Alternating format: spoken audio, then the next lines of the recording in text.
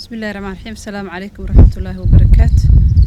هدان دول مرة waxa soo kordhay 24 saac ugu dambeeyay xaaladaha COVID-19 ee wadanka ka jira waxa soo kordhay 71 xaaladood oo rag ay yihiin 52 haweenkana yihiin 16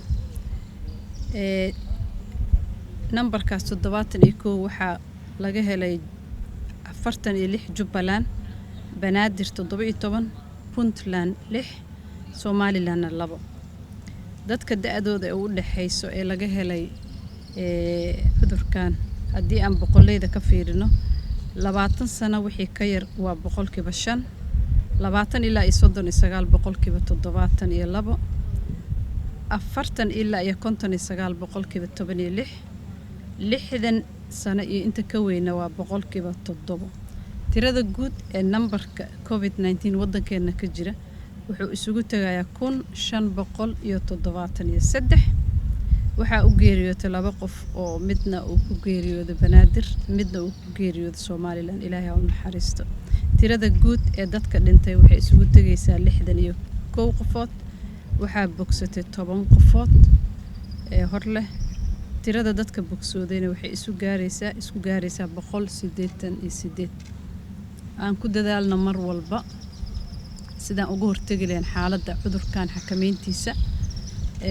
waa cudur la xakameyn karo haddii Ilaahay yiraahdo la dadaalo in bulshada ay dhageysato wacyigelinta takhaatiirta khubarada taqaana cuduradan faafa iyo ay jeedinayaan in ma aragta nadaafada lagu dadaalo oo gacmaha mar walba la dhaqdo saabuun iyo wax nadaafiye lagu dhaqo in meelaha ciriiriga la iska ilaaliyo in markii uu qofka banaanka aadayo uu qaato banaanka u baxayo uu qaato afxirka taxadir zaid uu siiyo meelaha ciriirka markuu maraayo ama dadka badan ay joogaan inuu horta ka gaabsado haddii laga gaabsan karin laga taxadiro afka la xirto aan dadka la salaamin aan la isu dhawaanin la kala fogaado dadka cudurrada chronic qaba in xanaano gaar la siiyo dadka waaweyn oo tabarta daran in qofka haddii uu dareemo calaamadaha qaarkood inuu wacdo nambaradii loogu talagalay si uu u warsado kaalmo.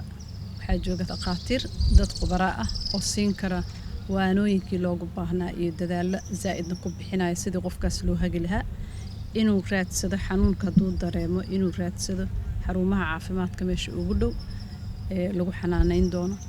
waxaan mar labaad ku celinaynaa ka hortagga inuu ka fiican yahay daaweynta in lagu dadaalo cudurkan sidii loo xakameyn lahaa in la dhageysto dadka cilmiga u leh waanooyinkooda la qaato. waxaa nagu soo foolay maalmihii ciidda Ilaahay nabad ha nagu gaarsiiyo. waxaana looga baahan yahay taxaddar zaa'id ah waa in qof walba oo Soomaali ah uu ku dadaala in naftiisana uu marka horeeto badbaadiya dadka u dhowna uu badbaadiya oo qaraabada iyo saaxiibada iyo bulshada inteeda kale waajibna wada saaran waay.